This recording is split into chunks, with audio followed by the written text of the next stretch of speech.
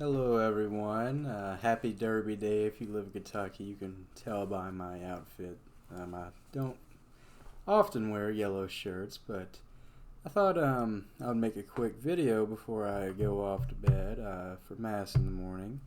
Go off to bed early at least. So, this is what I'm going to do to hopefully, this is my secret plan to turn my Protestant town, a country town, into a Catholic center.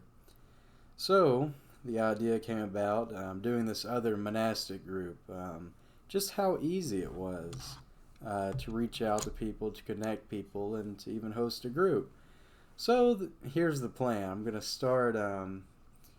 Well, I guess I'll back it up a bit. I'll reach out to the local libraries. So just like 2 days ago, I just had a thought: start a club at a library. And so I called two libraries that day and just reserved rooms. It's like a month from now, I have two rooms reserved. Um, Different days, of course, but different areas too, about 30 minutes apart from one another.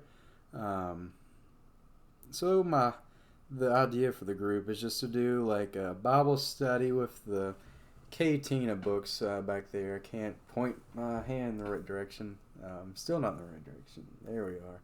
So I had to mess with the camera here, but so yeah, those books right there. Well, I'm trying to think of two things at once. So I'll tell you about why all those books are on my couch. I'm starting an online bookstore. It'll be up and running in about a few days. It'll take a while to tag all those books and put them up on the store, but you can't even see my other couch, which is also filled to the top with books. Um, so that'll hopefully establish the website as a book publisher, and that's the plan to eventually publish some of the writers' books, some of the people who write for the website to publish their books, and that really wouldn't cost that much money. Just to publish like a paperback is only about $1.50 depending on where you go.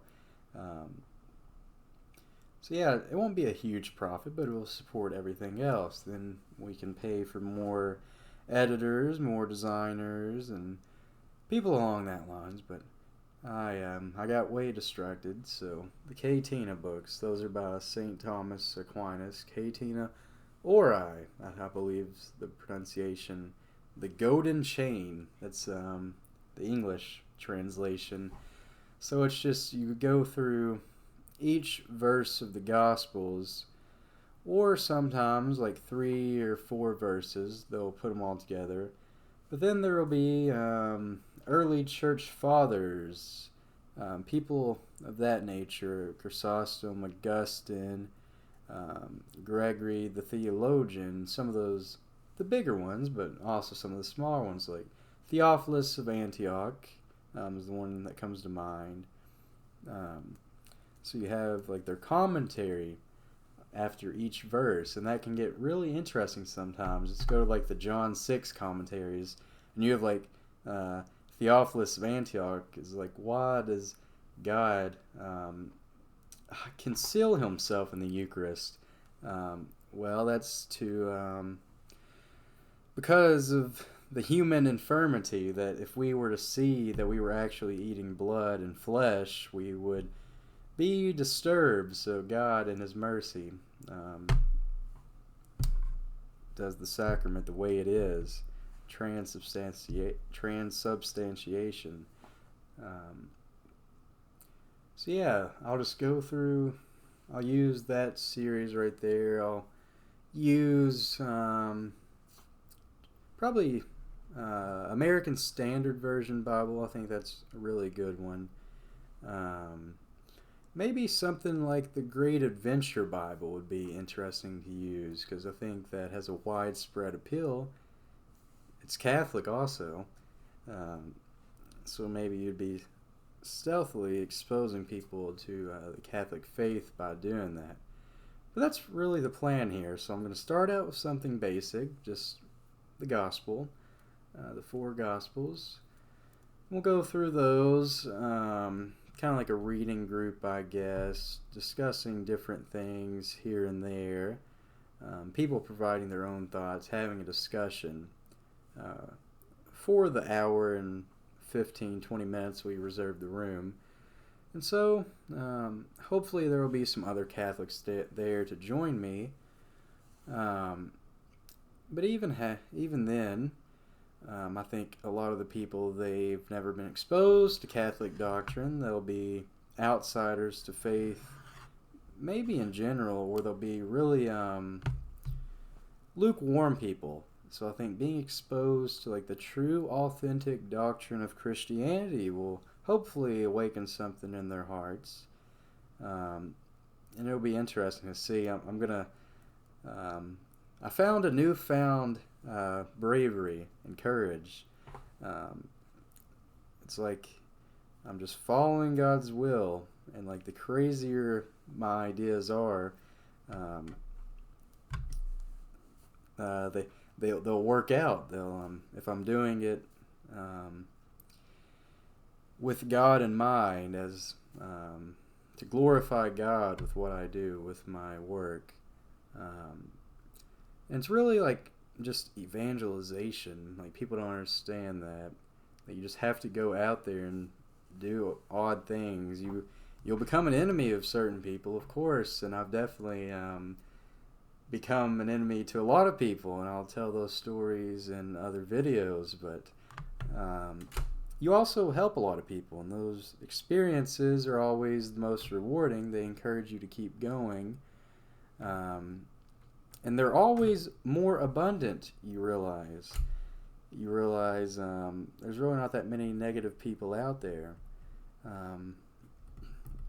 Yeah, there's some funny stories I'll tell in another video, so be on the lookout for that video. It'll be about my evangelization story amongst my former high school classmates.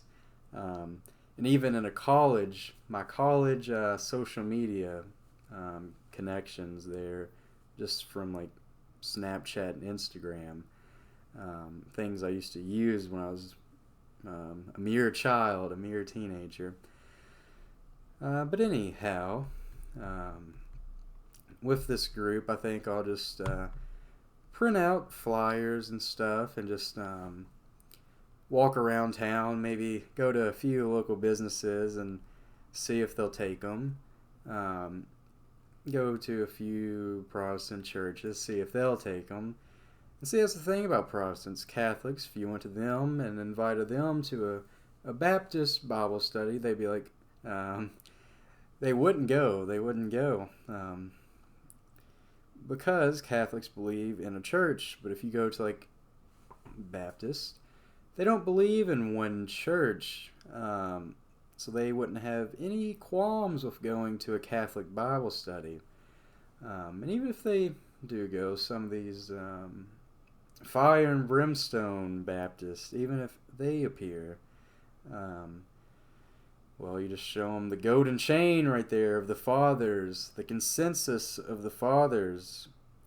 It's very clear. It's like Calvin's doctrines, which make up most of the Protestant religion in general. 80% of it, I would wager. Way more than Martin Luther's ideas. Like he basically admitted, like he just disregards the fathers. And like you'll ask some of the Calvinists that, and they'll be like, well, of course you can't find our doctrine in the fathers. We made it up in the 15th century. That's a little too early. 16th century. I'm not too good of a historian, but so yeah, that's the plan. I'll report back on my experiences. I've just had the idea 3 days ago, so I called the libraries 2 days ago, and I've still not really certain what I'll do, but I think it'll be a new method of evangelization. Hopefully, if you can kind of inspire just a small group, they can then go out and really transform the entire town. So this town I live in, I better lower my voice, my windows, or my doors cracked. It's a very Protestant town. I think just my room here is probably the most Catholic center in the entire town. Even more so than the church, even, I believe. There's only one Catholic church. Just a really quaint southern church. So yeah, that's my plan. We'll see how it goes. Um, yeah, that's the thing I would tell anyone who's watching this. Just you have to have a certain bravery. You have to develop it. Just go out there and do things that people well, of course they'll judge you for it. It might seem strange. You might gather a lot of attacks, lots of odd looks, but more often than not, people are just so indifferent nowadays. They're not going to kill you, at least. They might have 200 years ago in America, but um, lots of new things to try, lots of new opportunities. But I think this video has went on long enough, and you get the main idea, at least. So yeah, have a good day at Mass tomorrow. Well, by the time this goes up, it will be Sunday, and most of you all will be home from Mass. So enjoy your Sunday, enjoy the coming week, and may God bless you.